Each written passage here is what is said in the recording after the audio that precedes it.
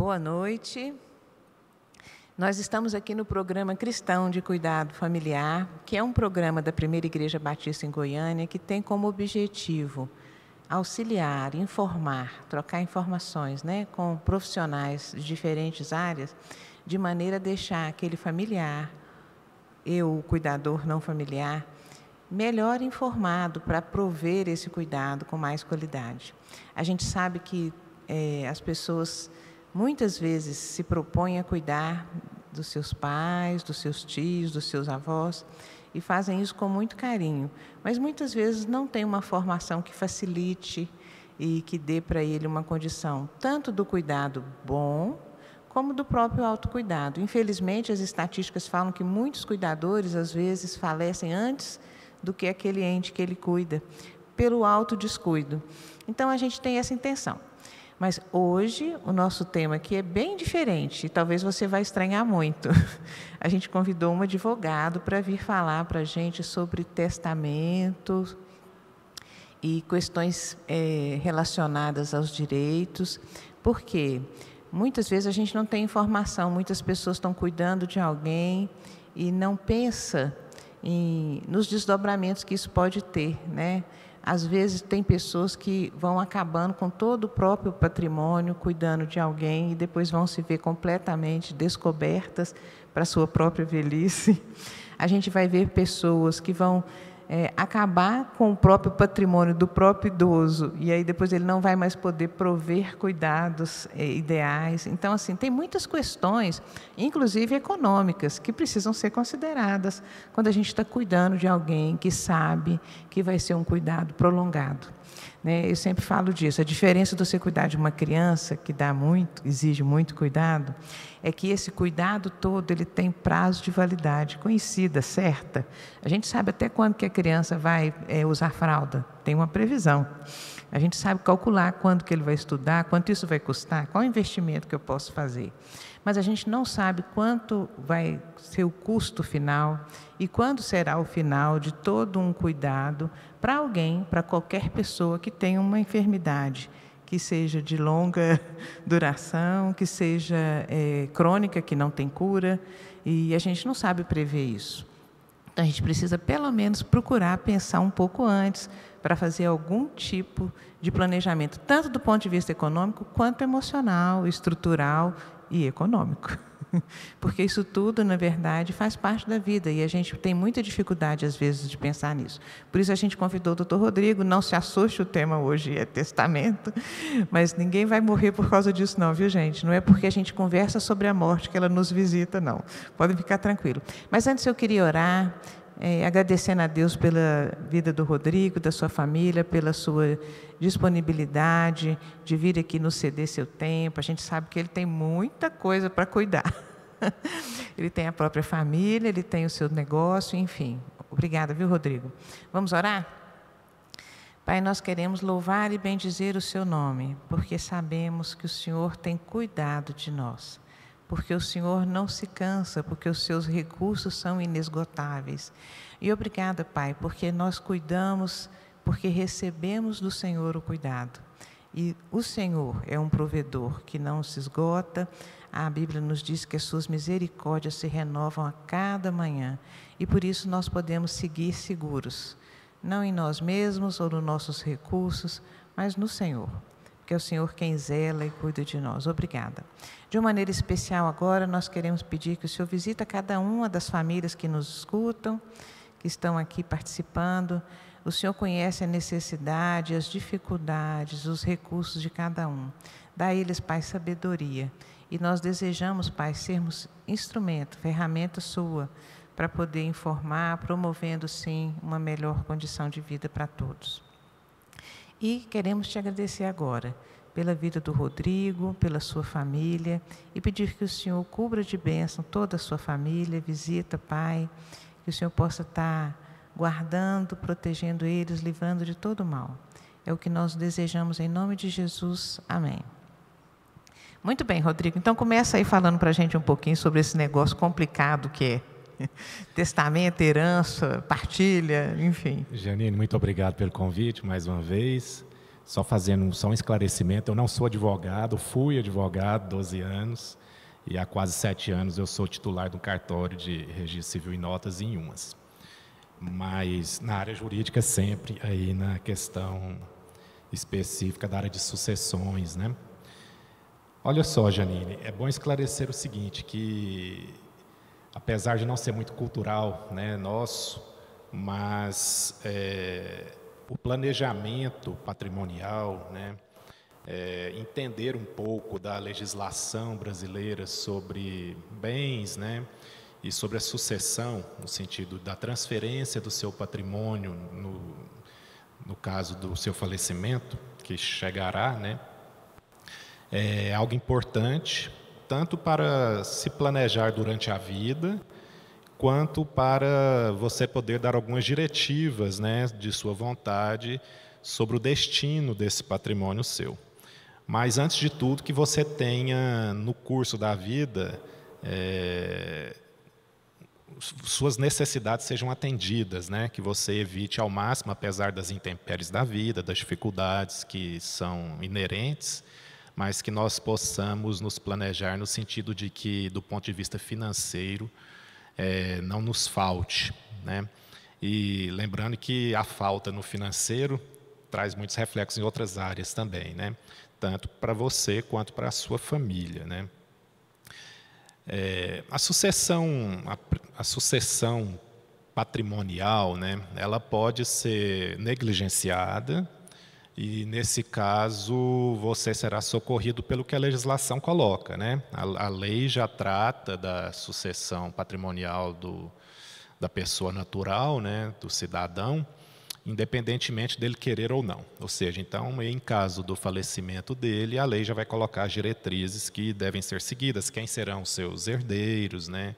Quem serão os beneficiários desse patrimônio, a parte tributária, que também é grande. Hoje fala-se muito em planejamento sucessório pela questão tributária, né? Porque os custos do inventário, principalmente os custos do tributo, que é o imposto sobre transmissão causa-morte, são custos altos, né? Muita gente brinca que o Estado é um dos herdeiros, né? Porque realmente tem um custo considerável a ser observado, né? Então, por isso que hoje também surge muito no Brasil o planejamento tributário da parte sucessória, né? Muita gente tem procurado constituir pessoas jurídicas, empresas, ou fazer adiantamentos de legítima, adiantamento patrimonial em vida, para que diminuir, né, essa burocracia, esse custo na sucessão na morte, né?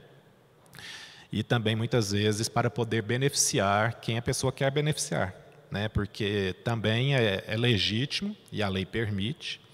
A lei, logicamente, coloca limites, não é todo o seu patrimônio que você pode deixar para quem você quiser, você é obrigado a respeitar o que a gente chama de legítima dos herdeiros, que a lei coloca como necessários, que nós vamos tratar aqui, mas pelo menos metade do seu patrimônio, a lei te dá o direito de deixar para quem você quiser, desde que você faça isso em vida, deixe isso escrito, né, para que aconteça após a sua morte, ou mesmo em vida você já faça essa transferência patrimonial até esses certos limites, né.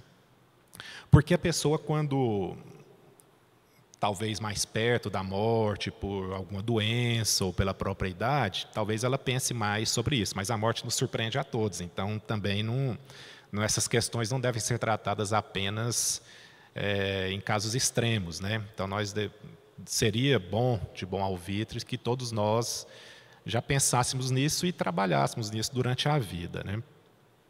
Mas, com certeza, assim, até para a nossa morte, nós sabendo como as coisas ficarão, talvez nos dê até mais conforto e um descanso maior nessa passagem, né, para a vida espiritual que nós cremos.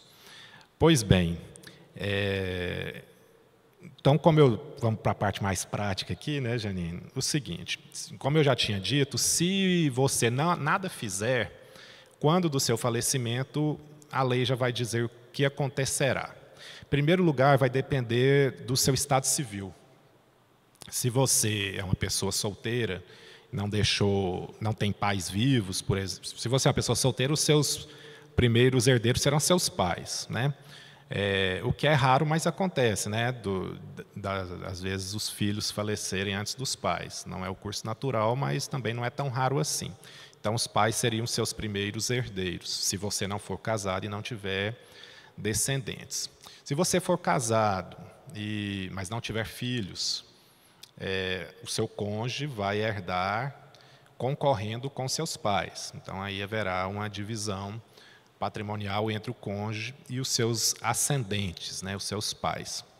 No caso de você já ter filhos, vai depender se você é casado ou não, mas em sendo casado, os filhos são seus herdeiros, né, e o cônjuge vai ser o seu herdeiro ou o seu meeiro, dependendo do regime patrimonial. O mesmo vale também na concorrência entre os cônjuges e os pais da pessoa falecida. Então, o regime de bens do casamento faz também grande diferença na partilha patrimonial, porque no direito brasileiro existem 4 regimes de casamento, que é a separação de bens, seja ela convencional, ou seja, aquela escolhida pelas partes, ou aquela que a lei coloca como obrigatória, dependendo da circunstância, por exemplo, maior de 70 anos, é um dos casos, né, se você casar com mais de 70 anos, ou se você for viúvo ou divorciado e constituir novo casamento antes da partilha dos bens do inventário anterior ou do divórcio, também a lei coloca que o seu próximo casamento obrigatoriamente será pelo regime da separação legal de bens. Temos também a comunhão universal de bens, que também deve ser escolhida, não é automática. Temos o regime da comunhão parcial de bens, que hoje é o regime legal, né, que é o regime automático, se você nada escolher, você vai casar nesse regime. E o regime da participação final nos aquestos, que é um regime mais complexo, que exige um pacto antinupcial mais bem feito, que você já trata de várias circunstâncias patrimoniais, e você pode combinar nesse regime todos os outros regimes, né? Cada bem você trata de um jeito, cada renda você trata de um jeito. É algo mais complexo, precisa de uma assistência maior para ser feita. Mas, regra geral, quem casa na comunhão parcial de bens, que é o regime legal, né, grosso modo, os bens constituídos a partir do casamento, o seu cônjuge terá meação deles, em caso do seu falecimento, ou seja, terá metade desses bens. E os bens que você tinha antes, que são os bens particulares, ou os bens que você adquiriu na vigência do casamento, mas com causas gratuitas, que a gente chama, por exemplo, se você recebeu uma herança ou se você recebeu por doação, esses bens não misturam no patrimônio, eles continuam particular seu, e no caso do seu falecimento, o seu cônjuge não vai ser meeiro desse bem, ou seja, ele não vai ter a metade, ele vai ser herdeiro desses bens. Então, há circunstâncias que o cônjuge vai ser, ao mesmo tempo, meeiro de certos bens, daqueles adquiridos na vigência do casamento, de forma onerosa, que a gente fala, comprados, né? E vai ser herdeiro nos bens particulares do outro cônjuge. E aí vai depender se ele vai concorrer nessa herança. A meação não, ele já tem, ela é só dele, de 50%. Mas a herança vai depender com quem que ele vai concorrer, se tem filhos, se tem pais, né? Aí dependendo, ou se não tem ninguém, o cônjuge acaba sendo herdeiro único também, tá? E na comunhão universal de bens, todos os bens são compartilhados de forma ampla, né? Na separação de bens, os bens, o casal tem um patrimônio particular, né? Salvo algumas exceções legais, mas grosso modo, aqui para o nosso estudo, é um regime que cada um dos cônjuges vai ter o seu próprio conjunto patrimonial. Eles podem também adquirir patrimônio junto, nada impede disso. Mas se nada for falado, cada um pode adquirir seu patrimônio. E isso faz toda a diferença na sucessão. Então, dependendo do seu regime de casamento, o seu cônjuge será seu meeiro ou será seu herdeiro. Mas mesmo no regime da separação de bens, a separação convencional de bens, ele será herdeiro. Ele não vai ser meeiro, né? Mas ele vai concorrer nessa herança. Aí que surge, fala assim, mas para que então que eu vou preocupar com sucessão patrimonial se a lei já coloca todas essas regras, né? Então eu já sei que eu vou morrer, meus filhos é que vão herdar, meu esposo ou minha esposa vai ficar com a meação dele. Tudo bem, se isso te satisfez, ok, não precisa realmente fazer nada. Aí, quando do seu falecimento, quem ficar, né, o seu cônjuge ou seus herdeiros, tomarão as medidas necessárias para fazer seu inventário e fazer essa partilha de bens.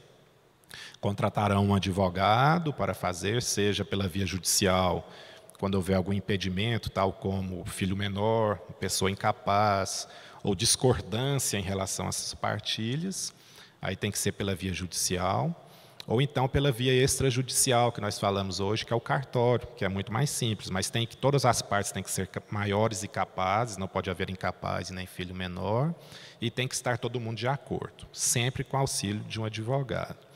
E em caso haja testamento feito pela pessoa que morreu, no primeiro momento o inventário tem que ser feito pela via judicial, né, perante um juiz, mas hoje admite-se também ser feito em cartório, desde que você primeiro apresente o testamento na justiça, faça a abertura do testamento e depois você é remetido para o cartório, o que também agiliza em tempo e questão de custos também, que perante o cartório é mais barato e menos longo prazo do que na via judicial. Se você não estiver satisfeito com o que a legislação brasileira coloca a respeito da sua sucessão, cabe a você, então, em vida, tomar algumas medidas para regular e dirigir como será a sua sucessão patrimonial. Essas diretivas em vida podem ser feitas basicamente de duas formas. Ou através, na questão patrimonial, ou através de em vida você já transferir o seu patrimônio para quem você achar de direito, que seria através de doação, por exemplo. Então, em vida eu já faço a doação dos meus bens para os meus filhos, ou para quem eu entender que deva merecer, né, ser contemplado com a parte do meu patrimônio.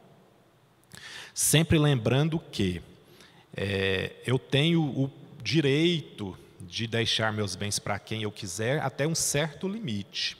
Porque a lei coloca que metade do meu patrimônio, ou seja, 50% do meu patrimônio, constitui a legítima patrimonial, que dessa eu não posso mexer. A lei fala que dessa legítima patrimonial, ela tem que obrigatoriamente ficar para os meus herdeiros necessários. Quem são meus herdeiros necessários? Aquilo que eu falei no começo, se eu não tiver descendente nem cônjuge, serão meus pais. Se eu tiver cônjuge e pais, os dois. Se eu tiver filhos, serão meus filhos e meu cônjuge. Se eu tiver só filhos, descendentes, os filhos, ou netos, dependendo se meus filhos também já são falecidos, né? Vai depender muito do caso concreto. Então, essas pessoas que a lei coloca como herdeiros necessários, têm garantido por lei 50% do meu patrimônio. Ainda que em vida eu tenha disposto dos meus bens, seja por doação, ou na disposição de testamento, que vai ser aberto quando meu falecimento, se isso não tiver respeitado os 50%, isso será anulado para que esses 50% desses herdeiros sejam respeitados. Então, quando eu faço, por exemplo, a doação em vida ou deixo uma disposição patrimonial, eu tenho sempre que lembrar que 50% do meu patrimônio eu não mexo. A lei já coloca para quem vai ficar. Tá? Então, no direito brasileiro, você não pode deserdar uma pessoa que é sua herdeira, a não ser que esteja numa das hipóteses que a lei coloca, né? As hipóteses de infidelidade lá do herdeiro, ou seja, se ele atentou contra a vida da pessoa, né? Se ele atentou contra a integridade física da pessoa, ou seja, bateu no pai, né? Bateu na mãe, né? Essas coisas assim. Mas tudo isso precisa de um processo judicial, que em vida você tem que entrar, ou quando você falecer, um dos herdeiros tem que suscitar isso, aí só a justiça, né, o juiz que vai poder falar se ocorreu uma dessas hipóteses e a pessoa merece ser desprovida de qualquer direito. Mas não é o que acontece na imensa e esmagadora maioria dos casos. Você sempre tem que respeitar.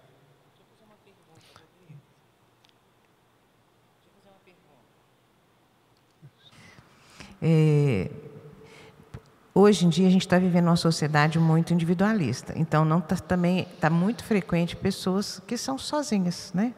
Elas não se casam, os pais já faleceram, elas não tiveram filhos, e aí quem são os herdeiros dessa pessoa?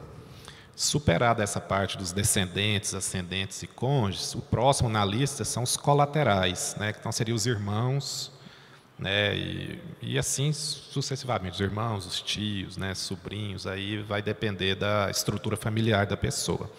Esses são os herdeiros colaterais, são os próximos da lista. Mas esses já não têm mais a garantia porque eles não são mais herdeiros necessários. Necessários são só ascendentes, descendentes e cônjuge.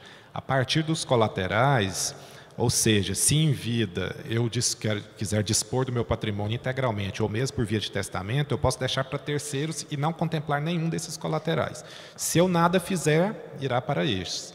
Mas eu posso, por exemplo, em testamento, e acontece, eu já caso no cartório e tudo mais, mesmo doação, deixar para uma instituição religiosa, uma instituição de assistência social, ou para alguém que cuidou de mim. Isso é muito comum, né? Então, você pode, né? Aí não vai ter essa limitação dos 50%. Mas se eu nada fizer, os próximos da lista serão o que a gente chama de colaterais, né? Irmãos e essa linha lateral aí, sobrinhos e tudo mais, tios. Okay. Tá?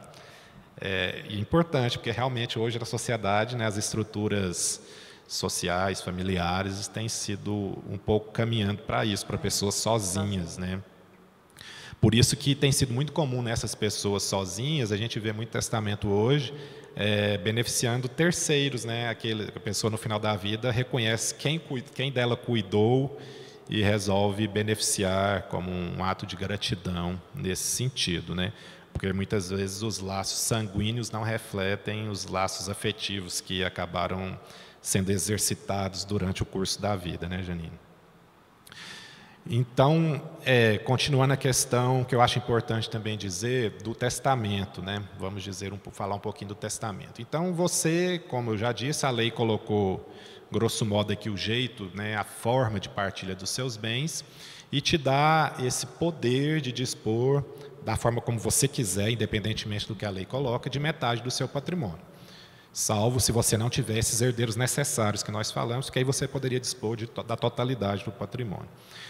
Qual que é a diferença da doação para o testamento? Porque muita gente fala assim, vou fazer meu inventário em vida. Tecnicamente isso não existe, porque inventário não se faz em vida. O inventário é um procedimento após a sua morte.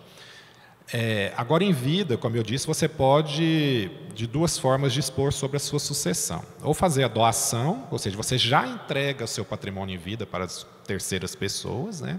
E isso já tem efeito imediato. Você pode até reservar para si, como a gente fala, por exemplo, em questão de imóveis, o usufruto, ou seja, você já deu o seu bem para aquela pessoa, mas você ainda reserva para você, enquanto você estiver vida, você usar e gozar daquele bem, né? O que é? Por exemplo, uma casa, você mora nela, você pode alugar, o aluguel vai continuar sendo seu, né? Então isso é o usufruto. Mas você já deu o seu patrimônio. Quando você morrer, não tem inventário em relação àquele bem, né? Ele já foi transferido para terceiros. Qual que é a vantagem?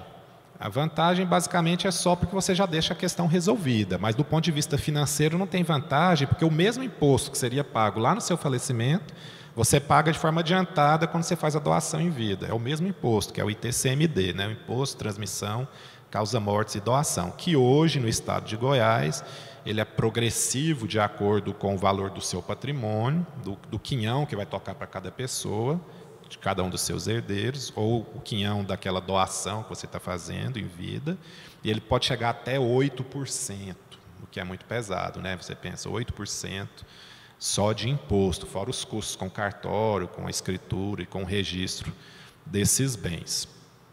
Então, a doação, a única vantagem dela é que você já deixa a coisa feita.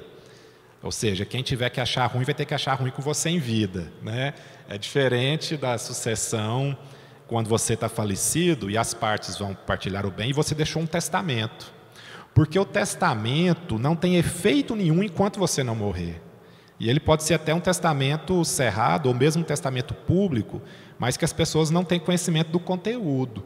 Só vão ter conhecimento quando você falecer e sua sucessão for aberta. E aí, né? Você pode deixar diretrizes ali que talvez vai contrariar certas pessoas, mas aí a gente brinca, mas aí vai ficar com raiva que você já morreu, né? Então muita gente prefere deixar o testamento, primeiro porque o custo dele não tem custo tributário, é só o custo da escritura em cartório, a escritura pública de testamento, ou deixar o testamento no cartório, que é o chamado testamento cerrado, que nem o tabelião tem conhecimento do conteúdo dele, né? Só faz a verificação das formalidades.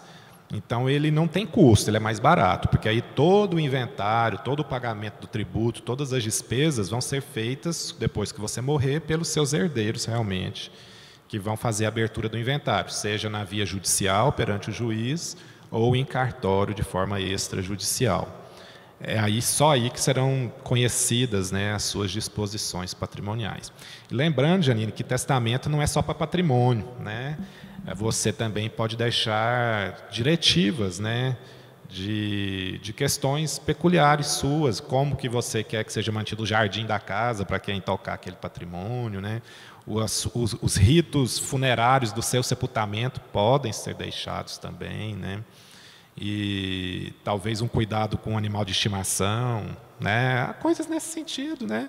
Que para quem vai, às vezes fazem muito sentido deixar isso estabelecido, né? Para quem for cuidar. Lembrando só que quando você deixar no seu testamento questões dessas, assim, de cumprimento imediato, como questões do seu funeral, né?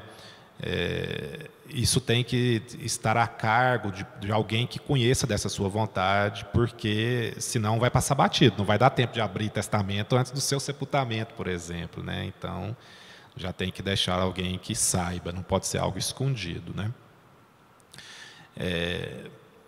A questão de outras diretivas também, como a gente estava conversando antes, hoje em dia também são muito importantes, principalmente questões de tratamento, né, Janine? Você deixar por escrito, o que a gente chama de testamento vital, né, e que pode ser colocado nos testamentos comuns também, a questão de como que será seu tratamento, né? Quando você não tiver mais condição de expressar sua vontade, porque nós podemos chegar num determinado momento de saúde que nós não temos condições de expressar nossa vontade, mas nós podemos deixar isso escrito previamente, mas, mais uma vez, lembrando, isso tem que estar no conhecimento de alguém, porque senão ninguém vai saber e não será cumprido, né? Por isso que é importante essa questão também do sigilo absoluto da existência de um testamento, talvez não faça muito sentido para essas questões. Para a parte patrimonial, não, tudo bem, você pode deixar o testamento sigiloso sem ninguém saber, porque hoje os testamentos públicos e os cerrados, que são feitos em cartório, existe uma central nacional e no inventário, obrigatoriamente, o juiz ou o próprio cartório onde você vai fazer vai exigir uma certidão dessa central e lá vai aparecer a existência desse testamento, tá bom? Então, na parte patrimonial não tem problema. Agora, quem que pode ser beneficiado no testamento? Além dos herdeiros necessários, que você vai ter que resguardar, terceiros quaisquer, igual eu falei, entidades religiosas, entidades de assistência, um neto em especial, um filho que você quer deixar mais para ele, né? O seu cônjuge que você quer deixar mais do que ele já tem direito na meação, né? Em detrimento de outro, um amigo, um cuidador, né? Tudo isso é possível, não há essa limitação quanto a essa questão. Você pode deixar até para quem não nasceu ainda, talvez um nascituro, o filho da minha filha, né? Ele também pode ser beneficiado, ainda que ele não exista ainda no momento do testamento. Pois é, a gente fala disso, parece uma coisa tão assim abstrata, né? E ela é tão concreta, ela é tão real. Por exemplo, eu infelizmente conheço pessoas que ficam muito temerosas assim que elas ficam viúvas, são idosas e aí o cônjuge faleceu e ela fica insegura, com medo que os seus filhos, ou às vezes pressionada por os filhos para a venda daquele imóvel que é o único que ela tem, que é onde ela sempre viveu. E muitas vezes fica mesmo pressionando ou assediando a mãe, colocando questões que são deles, né, de dívida deles, que podem ser resolvidas com a venda daquele imóvel, que é o único bem. Então, assim, parece muito longe ou quase real, mas não é, né? A gente, infelizmente, vê isso acontecer. E, às vezes, se as pessoas tivessem mais informações sobre a legislação brasileira, sobre os direitos, a gente veria menos sofrimento, né? Com certeza. Na prática, isso é muito comum, né? Mas a própria legislação, ela é sábia e garante, dizendo, por exemplo, que em vida, né, a pessoa não pode doar todo o seu patrimônio sem ficar com patrimônio, né, suficiente para a sua manutenção, né? Então, muitas vezes os filhos, não, mas já vai fazer o inventário do meu pai, a senhora já aproveita e já doa também para a gente tudo. Muito comum isso, né? Mas a pessoa vai viver do quê? Às vezes ela ia viver do aluguel daquele patrimônio, né? Da parte que tocou a ela. Então, a lei proíbe, né? Então, se for feita, por exemplo, uma doação do patrimônio de quem ficou, do viúvo, e ele vai ficar totalmente sem desguarnecido, né? Na prática, se isso for alegado, seria um ato que pode ser anulado, né? Porque muitas vezes fala assim, não, mas a gente não vai deixar faltar nada para o senhor, para a senhora, né? Mas no correr do cotidiano da vida, acaba que muitas vezes esse idoso, principalmente, pode sim ficar privado, né, de condições mais dignas para a sua sobrevivência, né? Aí nós vamos chegar até numa situação seguinte: talvez ele será abandonado afetivamente e não terá nenhum patrimônio para se socorrer, pelo menos, daquele mínimo necessário, né? Então, por isso também que a lei coloca essa restrição. Você não pode doar todo o seu patrimônio sem que você reserve para si o suficiente para a sua manutenção, né? Também isso não pode acontecer, apesar de que há muita forçação de barra para isso, né, Janine? Mas não deve e não pode acontecer. Quando vai fazer o inventário, vamos assim dizer, se houver testamento, ele primeiro vai ter que ser aberto perante o juiz, né? Esse testamento vai ser levado para o Poder Judiciário e as partes, depois da abertura desse testamento, vão escolher se querem continuar com o inventário na via judicial ou se querem trazer o inventário para ser feito em cartório, o que é possível. E se não tiver testamento, já pode, desde o início, começar a ser feito no cartório. Existe prazo? Sim, existe prazo. O Código Civil coloca que depois do falecimento tem 60 dias para abrir o inventário. Depois disso, as partes começam a estar sujeitas a algumas penalidades, e uma delas é multa em relação ao imposto, né, de transmissão causa-mortes. Hoje, no estado de Goiás, essa multa, pelo Código Tributário do Estado, é aplicada 60 dias após o prazo do Código Civil, ou seja, então, na prática, depois de 120 dias, pela legislação de hoje. É sempre importante frisar que eu falo a legislação de hoje, porque a legislação tributária, como toda legislação no Brasil, muda muito. Então, vai depender muito da data em que a pessoa morreu, tudo isso faz sentido tanto para o valor do imposto, quanto para o valor das multas e tudo mais. Mas hoje, passados 120 dias do falecimento, se você não abrir o inventário, seja perante o juiz, né, judicialmente, ou em cartório, você já vai estar sujeito, além do imposto normal, a uma multa de 10% sobre o valor do imposto. E passados 180 dias, essa multa sobe para 20%, já encarece mais. Pois é, gente, presta atenção nisso. Olha só, não é assim. Às vezes as pessoas ficam tão perdidas frente à perda de alguém seu muito querido e não pensam nas providências necessárias. E, de fato, elas são necessárias. Senão, você pode depois ter que vender o que você herdou para pagar só a multa, se conseguir, né? Do que foi gerado, mas o tributo pode ser que não sobre troco, talvez você herde uma dívida. A gente só não fala assim, herda dívida, né, Janine? Porque no direito brasileiro a gente não cabe isso, a gente né? herda, a gente até herda dívida, mas até o limite do que você herdou de patrimônio, né? Ah, sim. Então você empata, mas você, às vezes, o espólio fica responsável só por pagar as dívidas com o patrimônio que foi deixado. Isso acontece, né? Isso é verdadeiro. Isso acontece, sim.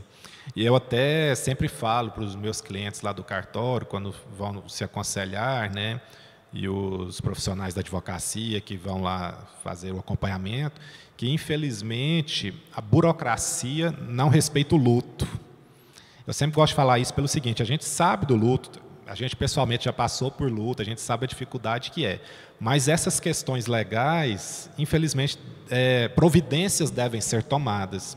Se você não tem condição pessoal, pelo momento de fragilidade, de tomar certas atitudes, você deve delegar isso a alguém, né?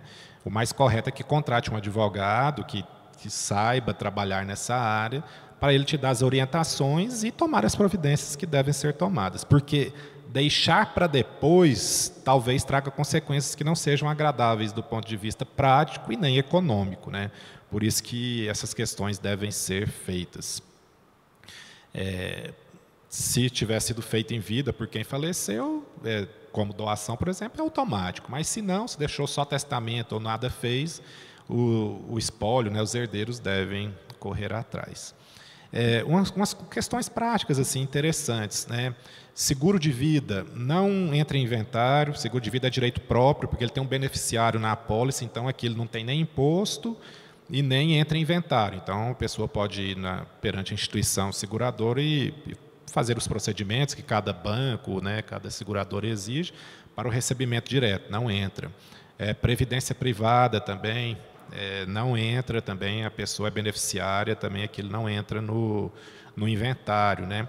Então, a previdência privada, por exemplo, é algo que tem sido usado por alguns como forma de planejamento tributário, né? Um investimento que a pessoa faz sabendo que quando ela falecer, não vou entrar no mérito aqui econômico, esse aí é o economista que vai dizer se é bom investimento ou se não é, se rende o suficiente. Não é isso, né? Não é meu papel, não vou falar isso. Mas, se for feito, do ponto de vista tributário, é vantajoso porque os seus herdeiros herdarão aquilo diretamente, herdarão um termo técnico errado, mas receberão aquilo diretamente lá do banco sem pagar imposto de transmissão causa-mortes, né? Muitas pessoas têm feito holdings familiares, que são pessoas jurídicas, empresas, que também, na hora da sucessão por morte, tem uma tributação menor, porque o que é tributado, na verdade, são questões da participação da pessoa naquela empresa e não os bens em si. Então, isso tem levado a um impacto tributário menor também. A parte tem que procurar em vida, né, um advogado tributarista que trabalhe nessa parte de sucessão. É também uma questão importante que tem sido muito utilizada. Mas do ponto de vista assim, mais corriqueiro, Janine, as pessoas mesmo se valem, quem não tem uma estrutura para constituir advogado, empresas, que isso também tem um custo, né, uma burocracia, se valem realmente ou da doação em vida, né, adiantando, e que deve ser observado esses limites de 50% para quem não é herdeiro necessário. Ou você também pode fazer esse desequilíbrio, mesmo entre os herdeiros necessários, mas beneficiar um mais do que o outro. É possível, desde que respeite o mínimo que cada um possua, né? Ou então, através do testamento, ou mesmo não fazendo nada. Mas mesmo para não fazer nada, é importante você saber para onde vai o seu patrimônio, né? Para você ver se é isso mesmo que você quer, né? Sempre lembrando que testamento foi feito para desequilibrar realmente, né? Porque se for para deixar tudo igual, você não precisa fazer testamento, porque a lei já coloca que todos receberão parcelas iguais dos seus herdeiros. Mas se você tem a intenção de desequilíbrio, mas desequilíbrio que eu quero dizer legal, né? Tudo dentro do que a lei permite, aí você tem que fazer via testamento, se você não fez em vida. Então, se você quer que um filho fique com mais do que o outro, ou não mais do que o outro, ou se você quer que um filho fique com determinado bem. Às vezes a pessoa fala assim, nossa, eu morei nessa casa tanto tempo, e meu filho tal, minha filha tal, gosta tanto que eu quero que a casa fique com ela, porque eu sei que ela não vai vender, porque eu sei que ela vai cuidar direitinho. Você pode deixar isso no testamento, ou seja, o que vai ficar para fulano vai ser a casa, né? Ou, às vezes, quem tem propriedade rural fala assim, a parte da sede da fazenda vai ficar com fulano. Isso é muito comum, né, de ser feito. E se você não colocar isso no testamento, ninguém vai saber e ninguém vai ser obrigado a obedecer, a não ser que ali esteja, né, colocado. Então, se você quiser, vamos usar uma expressão popular assim, dar palpite no seu patrimônio depois que você morrer, você tem que fazer isso em vida, né? Você tem que deixar isso escrito através dos instrumentos próprios, que no caso seria o testamento, o mais utilizado, quando não é feita a doação em vida. Você procura um cartório, né, um tabelionato de notas, qualquer que seja, da cidade, para você se orientar, né, e você tem que levar 2 testemunhas, conversar com o oficial tabelião do cartório. Ele vai te passar todas as orientações necessárias, as explicações, para que você tome essa decisão de forma consciente, né, de forma prudente.